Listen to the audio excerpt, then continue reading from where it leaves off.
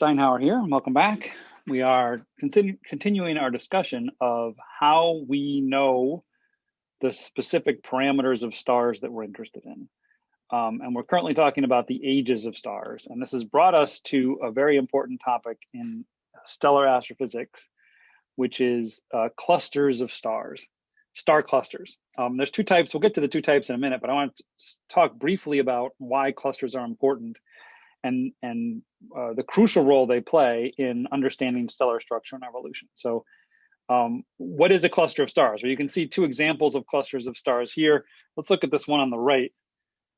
This is a group of stars that is all in about the same place in the sky, that is all at the same distance from us. So this is important. When you look at two random stars in the sky, and you want to compare them, you don't know much about them. They might have different distances, they might have different ages, they might have different initial compositions of elements.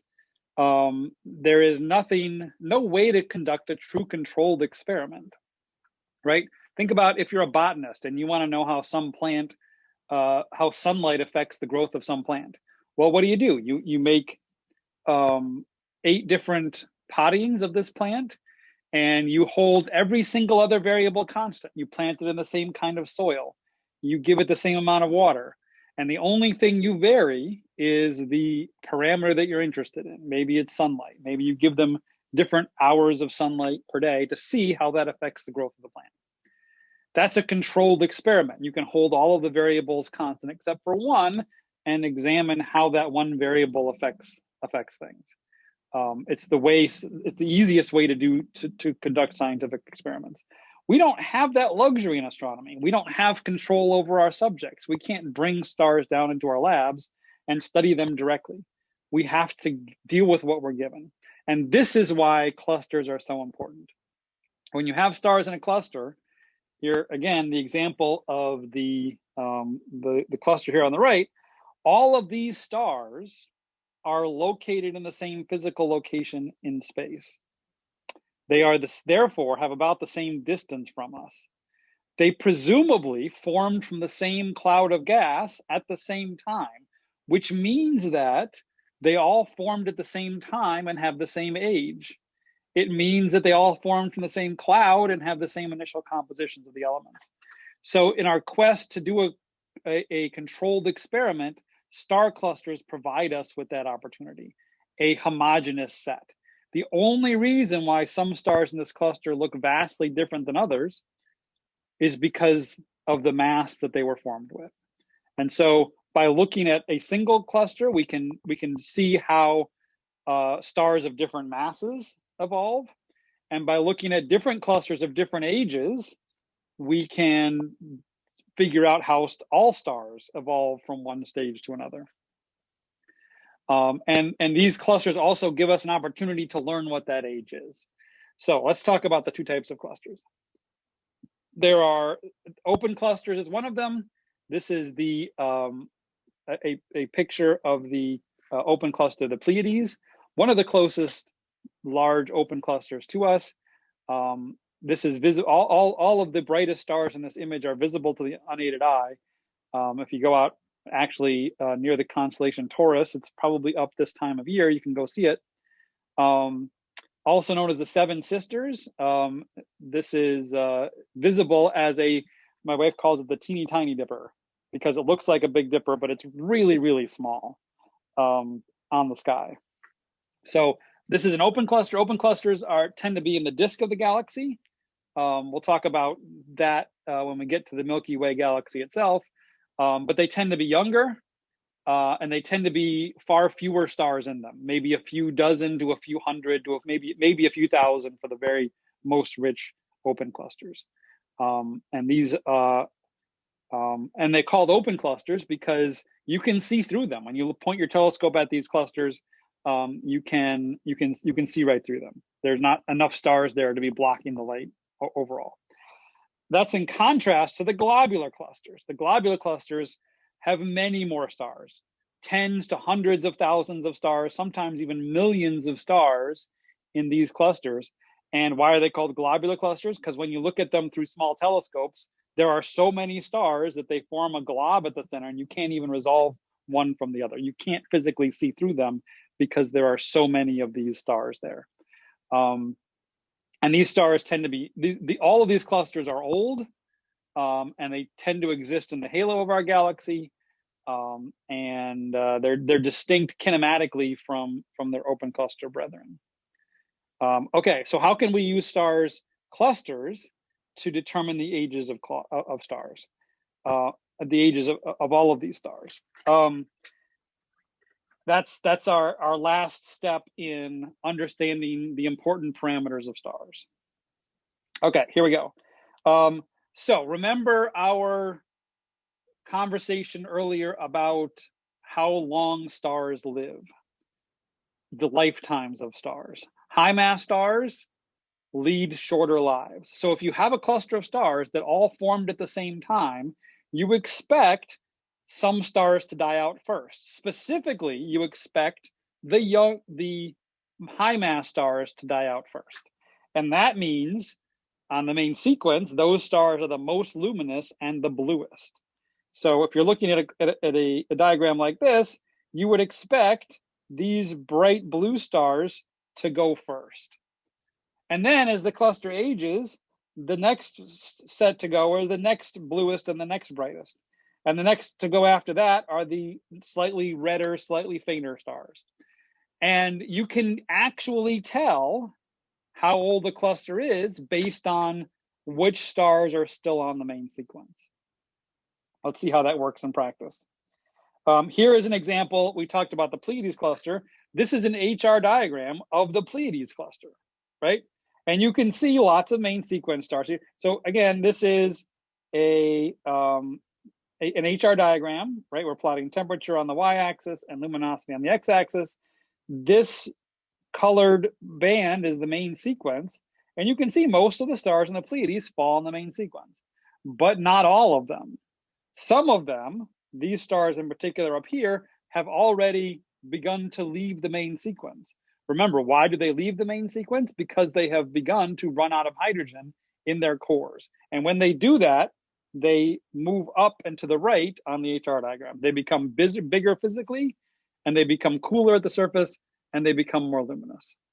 So how can we use this to determine the age? Well, we can see exactly which stars are running out of hydrogen right now on the Pleiades, right? That star right there is just on the main sequence. The star just more massive than it has already left the main sequence. If we can determine the main sequence lifetime of that star right there, and we can do that calculation, we know how old this cluster is. The main sequence turnoff, the point at which these stars begin to turn off the main sequence, tells us the age of the cluster. The higher it is, the younger the cluster must be. The lower it is, the older the cluster must be. And since these stars all have the same age, if we can determine the age of one of these stars, we have determined the age of all of these stars. And the Pleiades, there are all of the stars have evolved off of the main sequence down to those that have a life expectancy of about 100 million years. So this star right here, we expect to last on the main sequence for 100 million years, and it's just leaving the main sequence. Therefore, the Pleiades must be 100 million years old. We can use these HR diagrams and the turnoff points of these HR diagrams to determine the ages of these clusters. Let's look at another cluster. Here are 4 clusters, right? Here is the Pleiades again, and we've got 3 other clusters plotted on here.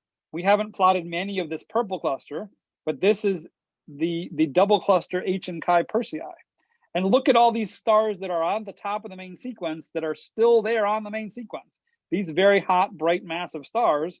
This is a very young cluster. It has to be, because the main sequence lifetime of these stars way up in the upper left are so short.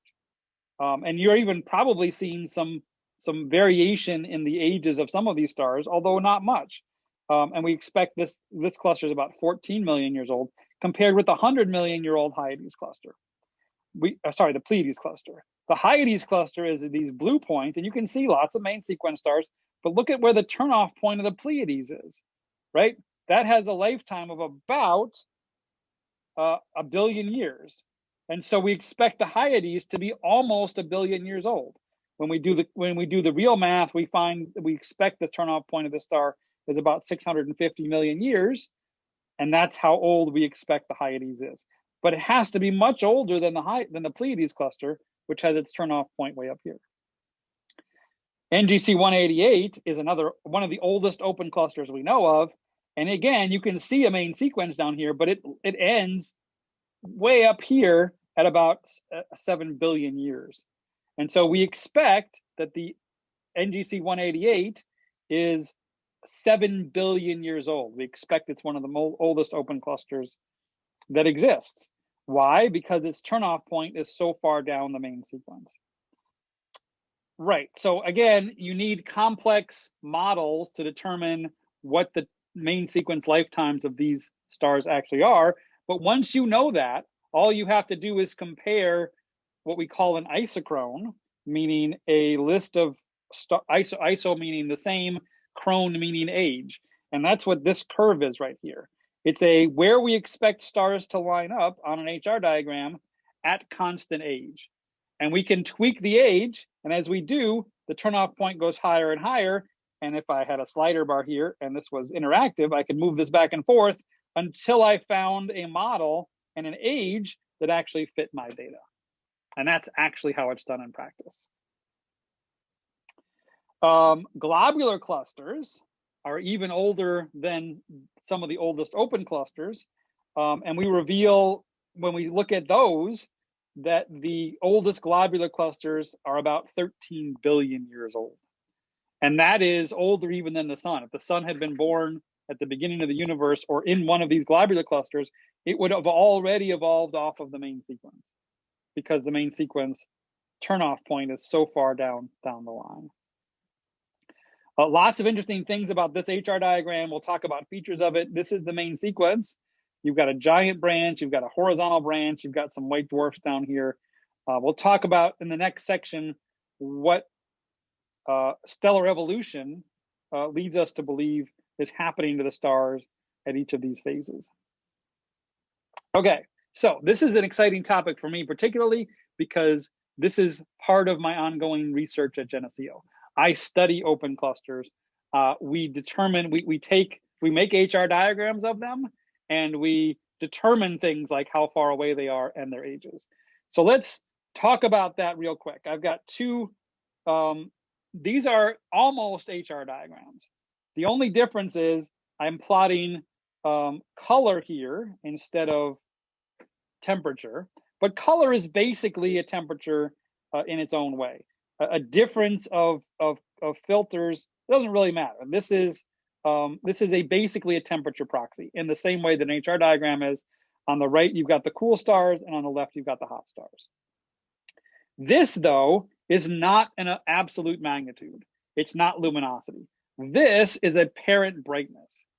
And apparent brightness is useful. Again, you can use clusters in this way, because if all of those stars have the same distance, then the brighter the apparent magnitude, the brighter the luminosity also.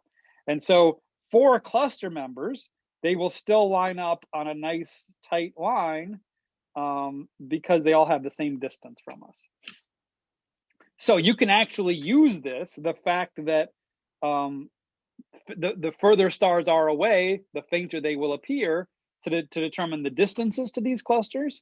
And you can use the turnoff points to determine the ages of the cluster. And what you've got here is actually real stellar models made by professional astronomers of isochrones, lines of constant age.